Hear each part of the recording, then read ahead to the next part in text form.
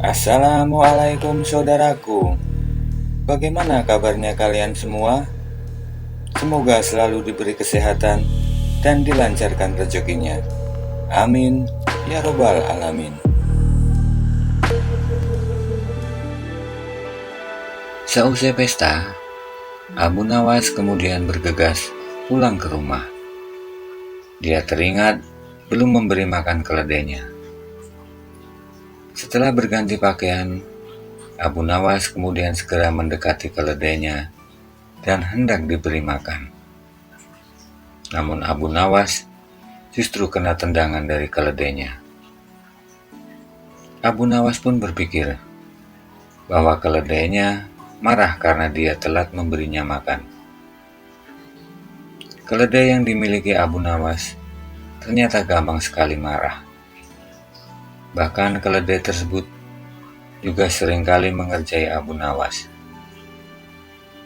Keledai tersebut seringkali tidak menuruti perintah Abu Nawas. Pernah suatu ketika, Abu Nawas hendak membawanya berjalan-jalan, namun keledai tersebut tidak mau berjalan meskipun sudah diseret. Malam hari pun tiba. Abu Nawas yang merasa sangat lelah ingin segera beristirahat. Namun belum sempat dia memejamkan matanya, tiba-tiba dia mendengar keributan di belakang rumah. Abu Nawas pun segera bergegas ke arah belakang rumah. Dan dia sangat terkejut melihat keledainya sudah tidak ada. Dia kemudian segera mencarinya ke sana kemari.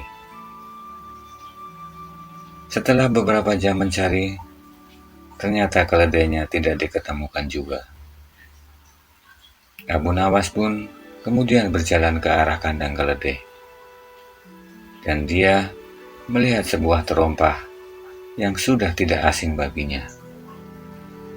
Ini jelas sekali terompah milik Abu Jahil. Pasti dia yang telah membawa keledai itu, pikir Abu Nawas. Esok paginya, sambil menikmati teh bikinan istrinya, Abu Nawas memikirkan cara untuk menjebak Abu Jahil. Meski dirinya memiliki bukti, yakni terompah milik Abu Jahil, namun Abu Nawas tidak bisa sembarangan menuduh dan menangkap Abu Jahil. Sejurus kemudian, Abu Nawas tersenyum tipis. Kali ini, rupanya dia telah menemukan ide yang cemerlang untuk menjebak Abu Jahil. Abu Nawas kemudian berjalan-jalan ke pasar hewan. Hari ini suasana pasar hewan sangatlah ramai. Banyak sekali aktivitas jual beli hewan, termasuk keledai. Abu Nawas yang sudah akrab dengan penjual keledai, kemudian tanpa asik berbincang-bincang. Sesekali, perbincangan mereka terhenti karena ada beberapa orang yang hendak menjual dan membeli keledai. Tak lama berselang, datanglah Abu Jahil ke tempat penjual keledai tersebut. Tidak seperti biasanya, kali ini Abu Jahil tampak menyeret sebelah kakinya dan terlihat menahan sakit. Dia kemudian melihat-lihat beberapa keledai yang ada di situ. Sesekali, Abu Jahil pun menanyakan berapa harga jual keledai saat ini. Melihat ada Abu Nawas sedang duduk, Abu Jahil kemudian menghampiri. "Wah, sedang apa kau di sini, Abu Nawas?" tanya Abu Jahil. "Ini, aku ingin melihat-lihat keledai," jawab Abu Nawas singkat. "Aku dengar keledaimu hilang diambil orang. Benarkah berita itu?" tanya Abu Jahil. "Betul, semalam keledaiku hilang diambil orang. Padahal keledai itu sudah ditawar orang dengan harga yang sangat tinggi," jawab Abu Nawas. Mendengar perbincangan Abu Nawas dan Abu Jahil, penjual keledai pun kemudian ikut bergabung. Keledai Abu Nawas memang sangat bagus. Sepertinya keledai itu yang paling mahal kalau dijual, ucap penjual keledai. Mendengar perkataan penjual keledai tersebut, Abu Jahil tampak tertarik. Dia kemudian bertanya, "Memangnya keledai milik Abu Nawas bisa laku berapa kalau dijual?" "Sekitar 50 dinar. Padahal keledai yang lain umumnya hanya 20 dinar," kata penjual keledai. Abu Jahil pun semakin tertarik mendengar jawaban tersebut. Apalagi tubuh keledai Abu Nawas terlihat bagus dan kuat membawa beban yang berat, lanjut penjual keledai. Abu Nawas pun kemudian menimpali perkataan penjual keledai tersebut. "Keledai milikku termasuk keledai yang penurut dan gampang untuk diperintah. Dia sangat jinak dan tidak gampang marah apalagi ngambek," tutur Abu Nawas. Abu Jahil tampak tidak percaya. Ekspresi mukanya tampak berubah. Dia yang pada dasarnya tidak suka kepada Abu Nawas, tiba-tiba saja berkata, "Dasar pembohong, semua yang kau katakan itu dusta. Ini buktinya kakiku kena tendang keledaimu. Sakitnya masih terasa," ucap Abu Jahil. Tanpa sadar, Abu Jahil rupanya keceplosan, dan justru secara tidak langsung dia mengakui bahwa yang mencuri keledai milik Abu Nawas adalah dirinya. Abu Jahil pun tampak pucat. Dia segera menutupi mulutnya dengan kedua tangannya. Sementara itu, Abu Nawas dan tukang keledai saling berpandangan dan tertawa bersama. "Benar kan? Ketahuan sekarang siapa yang mengambil keledai milik Abu Nawas," kata penjual keledai. "Iya, sakit ya kena sepakan keledai milikku," sindir Abu Nawas kepada Abu Jahil. Abu Jahil pun diam 1000 bahasa. Mukanya memerah dan menahan malu. Dia tanpa sadar sudah mengakui perbuatannya. Ternyata diam-diam penjual keledai dan Abu Nawas sebelumnya telah menyusun strategi untuk menjebak Abu Jahil. Setelah itu, Abu Jahil pun segera pulang ke rumahnya untuk mengambil keledai dan mengembalikan kepada pemiliknya, yaitu Abu Nawas. Abu Nawas pun kemudian segera menyeret keledainya dengan sekuat tenaga dan membawanya pulang ke rumah.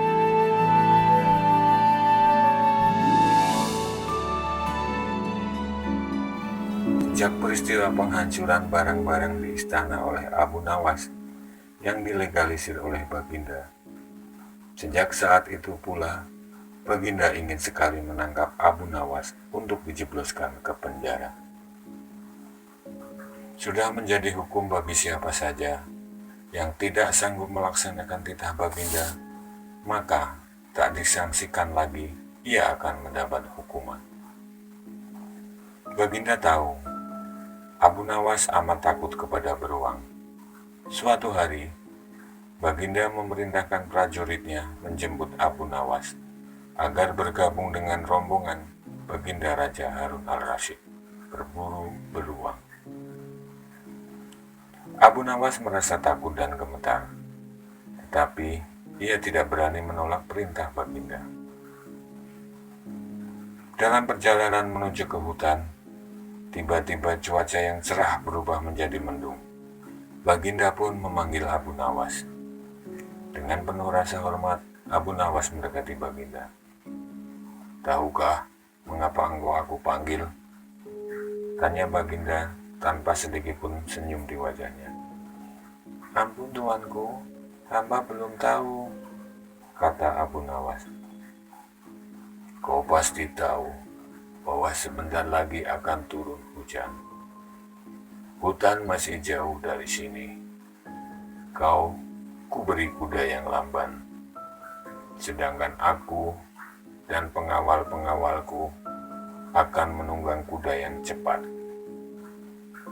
Nanti pada waktu santap siang kita berkumpul di tempat peristirahatanku. Bila hujan turun, kita harus menghindarinya dengan cara kita masing-masing agar pakaian kita tetap kering. Sekarang kita berpencar," Baginda menjelaskan. Kemudian Baginda dan rombongan mulai bergerak. Abu Nawas kini tahu Baginda akan menjebaknya. Ia harus mencari akal. Dan ketika Abu Nawas sedang berpikir, tiba-tiba hujan pun turun dengan deras. Begitu hujan turun, Baginda dan rombongan segera memacu kudanya untuk mencapai tempat perlindungan yang terdekat. Tetapi karena derasnya hujan, Baginda dan para pengawalnya pun basah kuyup. Ketika makan siang tiba, Baginda segera menuju tempat peristirahatan. Belum sempat baju Baginda dan para pengawalnya kering, Abu Nawas datang dengan menunggang kuda yang lamban. Baginda dan para pengawal terperangah melihat baju Abu Nawas tidak basah sama sekali. Padahal dengan kuda yang paling cepat pun tidak bisa mencapai tempat berlindung yang paling dekat. Pada hari kedua, Abu Nawas diberi kuda yang cepat yang kemarin ditunggangi Baginda Raja. Kini Baginda dan para pengawal-pengawalnya mengendarai kuda-kuda yang lebih lambat. Setelah Abu Nawas dan rombongan kerajaan berpencar, hujan pun turun dengan derasnya. Malah hujan kali ini lebih deras daripada kemarin. Baginda dan pengawalnya pun langsung basah kuyup karena kuda yang ditunggangi tidak bisa berlari dengan kencang. Ketika saat bersantap siang tiba, Abu Nawas tiba di tempat peristirahatan lebih dahulu dari Baginda dan pengawalnya. Abu Nawas menunggu Baginda Raja. Selang beberapa saat, Baginda dan para pengawalnya tiba dengan pakaian yang basah kuyup. Melihat Abu Nawas dengan pakaian yang tetap kering, Baginda Raja pun menjadi penasaran. Beliau tidak sanggup lagi menahan keingintahuan yang selama ini disembunyikan. "Terus terang, bagaimana caranya menghindari hujan, wahai Abu Nawas?" tanya Baginda. "Mudah, tuanku yang mulia," kata Abu Nawas sambil tersenyum. "Sedangkan aku dengan kuda yang cepat tidak sanggup mencapai tempat berteduh terdekat, apalagi dengan kuda yang lamban ini," kata Baginda. "Hamba sebenarnya tidak melarikan diri dari hujan, Baginda. Tetapi begitu hujan turun, hamba secepat mungkin melepas pakaian hamba dan segera melipatnya, lalu menundukinya. Ini hamba lakukan sampai hujan berhenti," kata Abu Nawas menjelaskan. Diam-diam Baginda Raja pun mengakui kecerdikan Abu Nawas.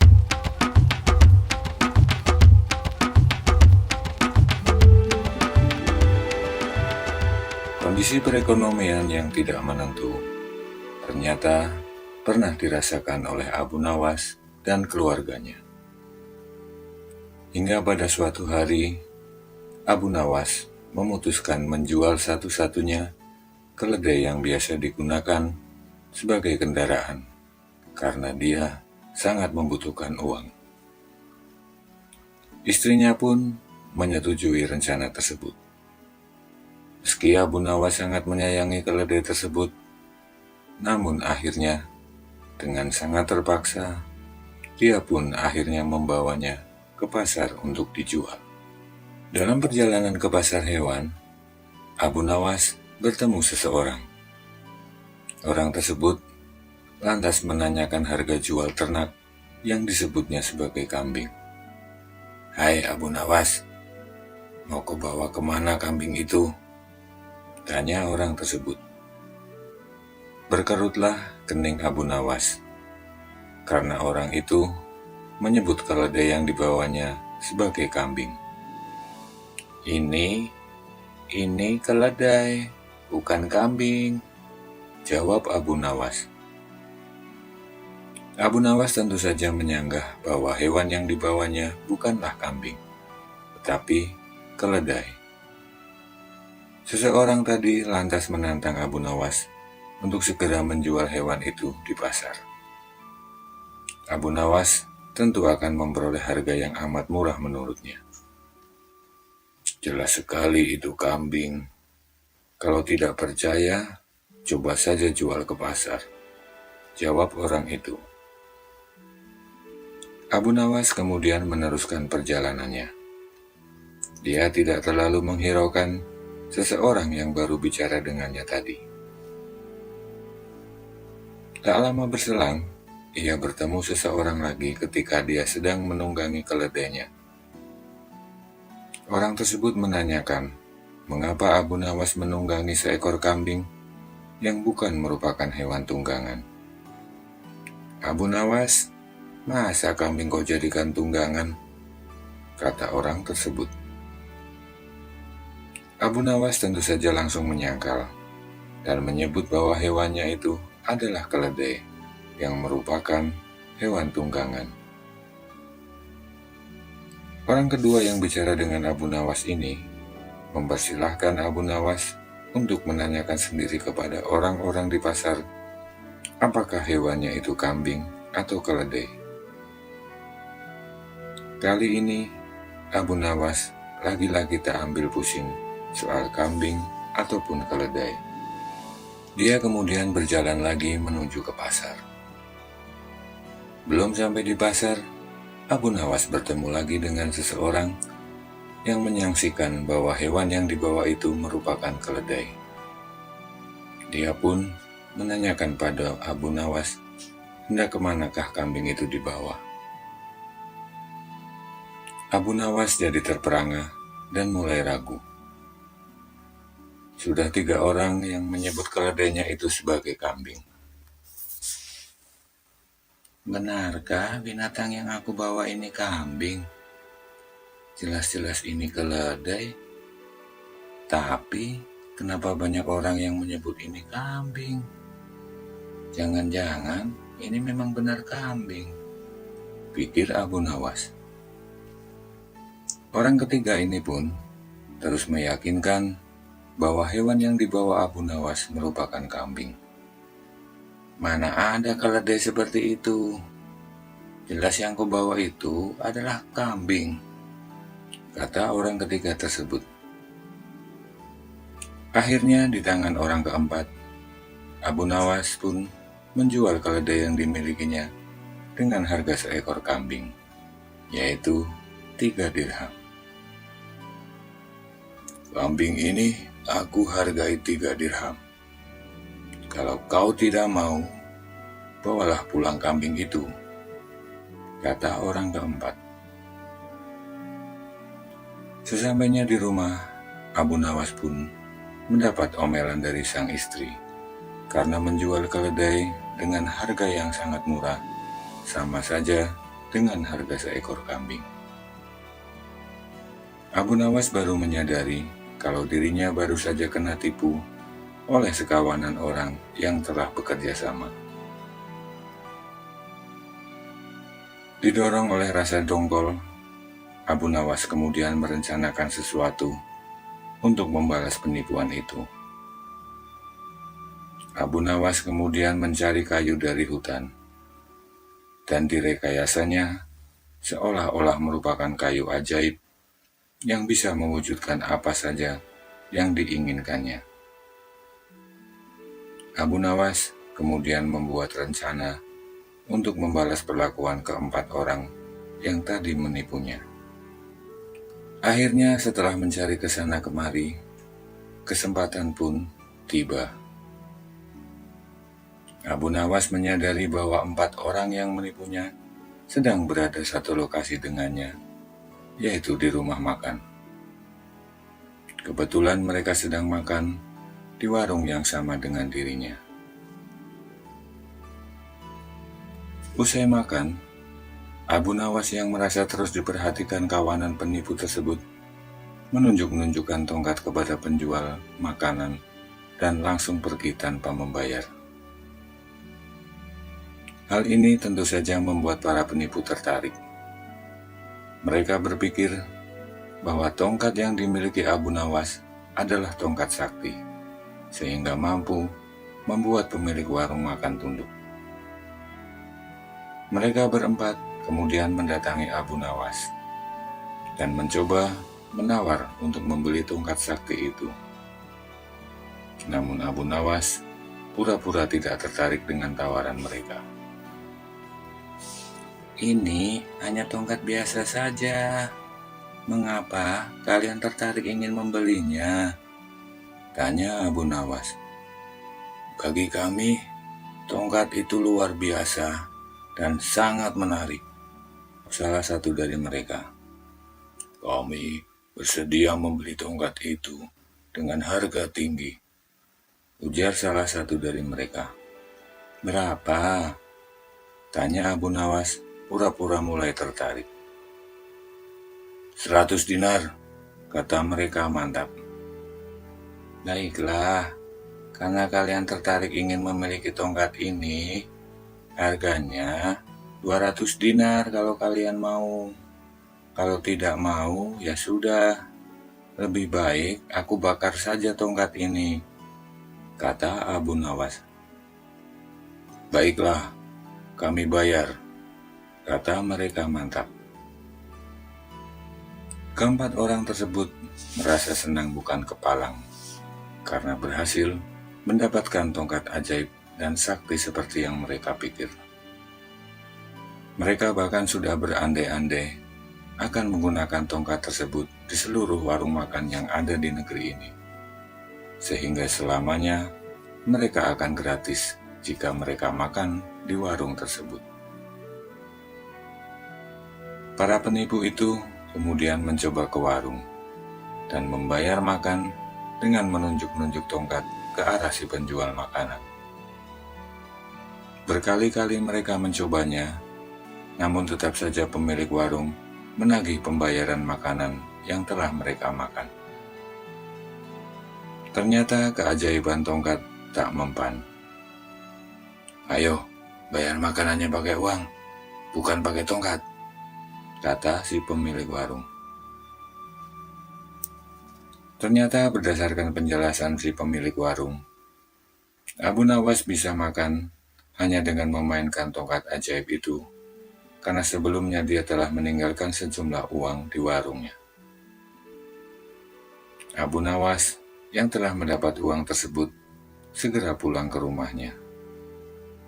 Dia kemudian menyerahkan uang tersebut kepada istrinya.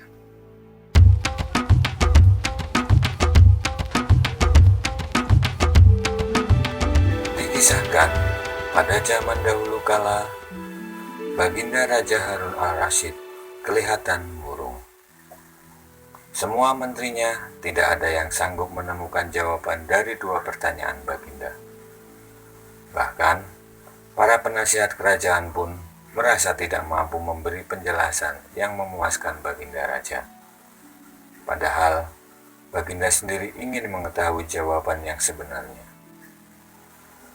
Mungkin karena amat penasaran, para penasihat Baginda menyarankan agar Abu Nawas saja yang memecahkan 2 teka-teki yang membingungkan tersebut. Tidak begitu lama, Abu Nawas pun dihadapkan. Baginda mengatakan bahwa akhir-akhir ini ia sulit tidur karena diganggu oleh keingintahuan menyingkap 2 rahasia alam. "Tuanku yang mulia, sebenarnya rahasia alam yang manakah yang Paduka maksudkan?" tanya Abu Nawas ingin tahu. "Aku memanggilmu untuk menemukan jawaban dari dua teka-teki yang selama ini menggoda pikiranku, kata Baginda. Bolehkah hamba mengetahui kedua teka-teki itu, wahai paduka junjungan hamba? Tanya Abu Nawas mulai was-was hatinya. Yang pertama, di manakah sebenarnya batas jagat raya ciptaan Tuhan kita? Tanya Baginda. Di dalam pikiran, wahai paduka yang mulia, jawab Abu Nawas tanpa sedikit pun perasaan ragu. Tuanku yang mulia, ketidakterbatasan itu ada karena adanya keterbatasan. Dan keterbatasan itu ditanamkan oleh Tuhan di dalam otak manusia. Dan itu manusia tidak akan pernah tahu di mana batas jagat raya ini. Sesuatu yang terbatas tentu tak akan mampu mengukur sesuatu yang tidak terbatas. Lanjut Abu Nawas. Baginda Raja pun mulai tersenyum karena merasa puas mendengar penjelasan Abu Nawas yang masuk akal. Kemudian Baginda melanjutkan teka-teki yang kedua. Wahai Abu Nawas, manakah yang lebih banyak jumlahnya? Bintang-bintang di langit ataukah ikan-ikan di laut? Tanya Baginda. Ikan-ikan di laut, jawab Abu Nawas dengan tangkas. Bagaimana kau bisa langsung memutuskan begitu? Apakah engkau pernah menghitung jumlah mereka? Tanya Baginda keheranan. Paduka yang mulia, bukankah kita semua tahu bahwa ikan-ikan itu setiap hari ditangkapi dalam jumlah yang sangat besar? Namun begitu, jumlah mereka tetap banyak, seolah-olah tidak pernah berkurang karena saking banyaknya. Sementara bintang-bintang itu tidak pernah rontok, jumlah mereka juga banyak, jawab Abu Nawas meyakinkan. Seketika itu juga, rasa penasaran yang selama ini menghantui Baginda sirna tak berbekas. Baginda Raja Harun al-Rasyid pun memberi hadiah Abu Nawas dan istrinya uang yang cukup banyak.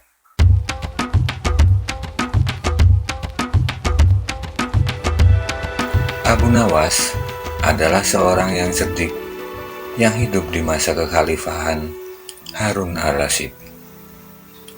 Semasa hidupnya, ia sering menjadi penghibur raja, meski tak jarang juga membuat sang raja jengkel dengan dirinya. Bukan hanya jahil dengan manusia, Abu Nawas ternyata juga pernah mengelabui malaikat, yaitu malaikat mungkar dan malaikat nakir. Diceritakan, pada suatu ketika sebelum Abu Nawas wafat, dia meminta istrinya agar mengkafaninya dengan kain kafan yang sudah usang. Sewaktu beliau wafat, maka sang istri pun memenuhi wasiatnya untuk mengkafaninya dengan kain kafan yang sudah lusuh.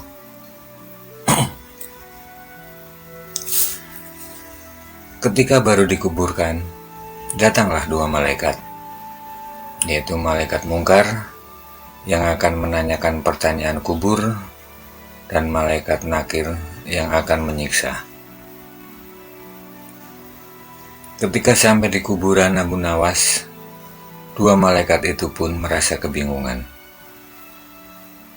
Mereka merasa aneh jika arwah yang didatanginya ternyata berkain kafan yang sudah lusuh, seolah-olah seperti kain kafan orang yang sudah lama meninggal. Keduanya pun berdebat sangat lama.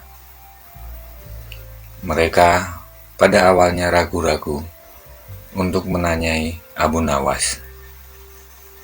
Namun, pada akhirnya mereka tetap menanyakan kepada Abu Nawas. "Siapa Tuhanmu?" tanya malaikat mungkar pada Abu Nawas. Wahai malaikat, tidakkah kau tahu, kain kafanku ini sudah lama, bukan orang yang baru wafat, jawabnya Abu Nawas. Mendengar jawaban Abu Nawas, kedua malaikat itu pun bertambah bingung. Melihat Abu Nawas memakai kain kafan yang sudah lusuh, akan tetapi tanah kuburannya pun masih terlihat baru. Mereka terheran-heran.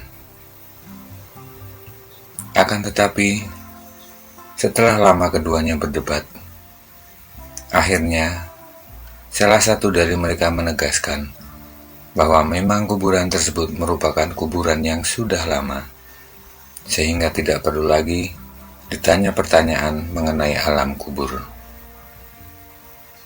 Kedua malaikat itu pun pergi dari kuburan Abu Nawas, sebab mereka yakin bahwa kuburan Abu Nawas adalah kuburan yang sudah lama dan tidak perlu lagi ditanyai pertanyaan alam kubur.